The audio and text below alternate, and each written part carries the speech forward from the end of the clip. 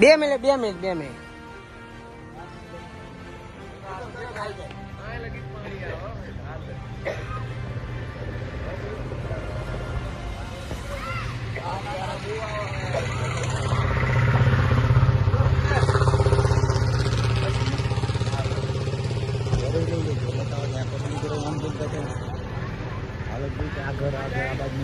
Road ઉપરથી DP લઈ લો.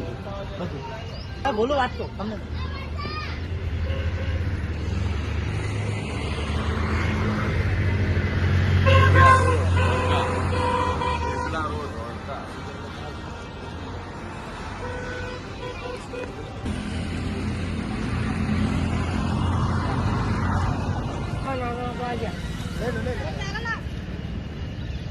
કેટલા ટાઈમ થી તમારા હાલત છે?